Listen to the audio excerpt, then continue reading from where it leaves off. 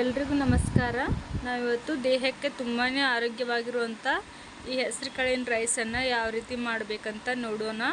ಮಾಡೋ ವಿಧಾನ ತುಂಬಾ ಸುಲಭವಾಗಿದೆ. ಒಂದ್ಸಲ ಮನೆಯಲ್ಲಿ ಟ್ರೈ ಮಾಡಿ.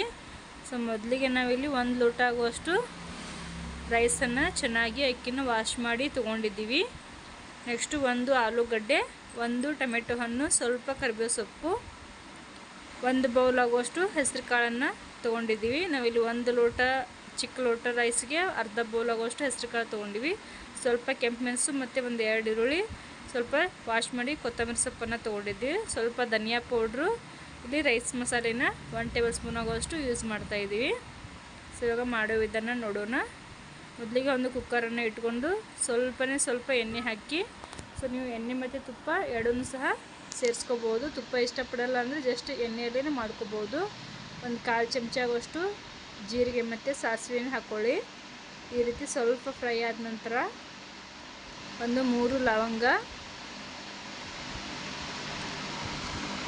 1 ಏಲಕ್ಕಿ, 2 ಪಲಾವ್ ಎಲೆನ ಸೇರಿಸ್ತಾ ಇದ್ದೀವಿ.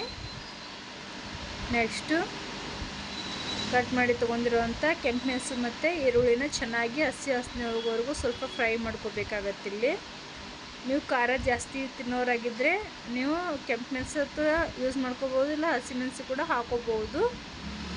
ನೆಕ್ಸ್ಟು 1 ಟೊಮೆಟೊ ಹಣ್ಣನ್ನು ಸೇರಿಸ್ತಾ ಇದ್ದೀವಿ. ಈರುಳ್ಳಿ ಮತ್ತು ಟೊಮೆಟೊ ಹಣ್ಣು ಸ್ವಲ್ಪ ಚೆನ್ನಾಗಿ ಸಾಫ್ಟ್ ಆಗಬೇಕಂದ್ರೆ ರುಚಿಗೆ ತಕ್ಕಷ್ಟು 1 ಟೇಬಲ್ ಸ್ಪೂನ್ ಆಗುವಷ್ಟು ಇವಾಗಲೇ ಉಪ್ಪನ್ನು ಸೇರಿಸ್ತಾ ಇದ್ದೀವಿ. 2 ನಿಮಿಷದವರೆಗೂ ಹೀಗೆ ಚೆನ್ನಾಗಿ ಫ್ರೈ ಮಾಡ್ಕೊಳ್ಳಿ. ನೆಕ್ಸ್ಟು ಸ್ವಲ್ಪ ಕರಿಬೇವು ಸೊಪ್ಪು ಅದನ್ನು ಹಾಕಿ ಸ್ವಲ್ಪ ಫ್ರೈ ಮಾಡ್ಕೋಬೇಕಾಗತ್ತೆ ಈ ರೀತಿ. ಈ ಹೆಸರು ಕಾಳಿನ ರೈಸ್ ಮನೆಯಲ್ಲಿ ಯಾರೆಲ್ಲ ಟ್ರೈ ಮಾಡಿಲ್ಲ ಒಂದ್ಸರಿ ಟ್ರೈ ಮಾಡಿ. ಟೇಸ್ಟ್ ಅಂತೂ ತುಂಬಾ ಚೆನ್ನಾಗಿರುತ್ತೆ, ಹೆಲ್ದಿಗೂ ಕೂಡ ತುಂಬಾ ಒಳ್ಳೆಯದು ಈ ಹೆಸರು ಕಾಳಿನ ರೈಸು. ನೋಡಿ, ಇವಾಗ 1/4 ಚಮಚದಷ್ಟು ಸ್ವಲ್ಪ ಅರಿಶಿನ ಪೌಡ್ರನ್ನ ಹಾಕಿ ಚೆನ್ನಾಗಿ ಫ್ರೈ ಮಾಡ್ಕೊಂಡಾಗಿದೆ. ಇವಾಗ ಈರುಳ್ಳಿ ಟೊಮೆಟೊನ ಚೆನ್ನಾಗಿ ಫ್ರೈ ಆದ ನಂತರ ಸ್ವಲ್ಪ ಹೆಸರು ಕಾಳನ್ನು ಹಾಕಿ ಈ ರೀತಿ ಫ್ರೈ ಮಾಡ್ಕೋಬೇಕಾಗತ್ತೆ. ಇವಾಗ ಚೆನ್ನಾಗಿ ಫ್ರೈ ಆಗಿದೆ. ನೆಕ್ಸ್ಟ್ ಇಲ್ಲಿ ನಾವು 1 ಆಲೂಗಡ್ಡೆನ ಸೇರಿಸ್ತಾ ಇದ್ದೀವಿ. ಆಲೂಗಡ್ಡೆನೂ ಸ್ವಲ್ಪ ಹಾಕಿದ ನಂತರ ಸ್ವಲ್ಪ ಫ್ರೈ ಮಾಡ್ಕೊಂಡ್ರೆ ಸಾಕು, ಜಾಸ್ತಿ ಫ್ರೈ ಮಾಡ್ಕೋಬೇಕಂತೇನಿಲ್ಲ. ನೀರು ಹಾಕಿದ ತಕ್ಷಣ ಆಲೂಗಡ್ಡೆ ಚೆನ್ನಾಗಿ ಬೆಂದ್ಬಿಡುತ್ತೆ. ಇಲ್ಲಿ ಸ್ವಲ್ಪ ರೈಸ್ ಮಸಾಲೆನ ಸೇರಿಸ್ತಾ ಇದ್ದೀವಿ.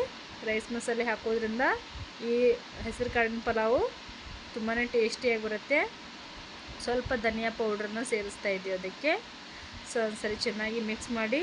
ಇಲ್ಲಿ ನಾವು 1 ಲೋಟ ಯಾವ ಲೋಟದಲ್ಲಿ ಅಕ್ಕಿನ ತೊಗೊಂಡಿದ್ದೀವಲ್ಲ ಅದೇ ಲೋಟದಲ್ಲೇ 2.5 ಲೋಟ ಆಗುವಷ್ಟು ನೀರನ್ನು ಸೇರಿಸ್ತಾ ಇದ್ದೀವಿ.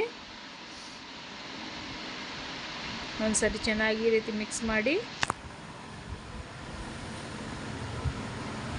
ಇವಾಗ ಉಪ್ಪು ಖಾರ ರುಚಿನೆಲ್ಲ ಒಂದ್ಸರಿ ಚೆಕ್ ಮಾಡ್ಕೊಂಡ್ಬಿಡಿ. ಸ್ವಲ್ಪ ಕೊತ್ತಂಬರಿ ಸೊಪ್ಪನ್ನು ಸೇರಿಸ್ತಾ ಇದ್ದೀವಿ ಅದಕ್ಕೆ.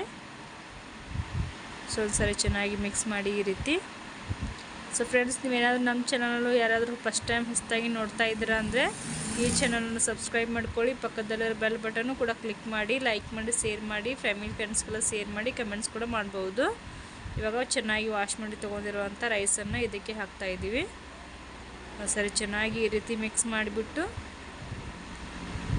ಇವಾಗ ಮೇಲ್ಗಡೆ ಕುಕ್ಕರನ್ನು ಪ್ಯಾಕ್ ಮಾಡಿ 2 ಅಥವಾ 3 ವಿಸಿಲ್ ಹೊಡೆಸ್ಕೊಂಡ್ರೆ ಹೆಸರು ಕಾಳಿನ ಪಲಾವು ಕೇವಲ 10 ನಿಮಿಷದಲ್ಲೇ ರೆಡಿಯಾಗಿಬಿಡುತ್ತೆ ನೋಡಿ. ಇವಾಗ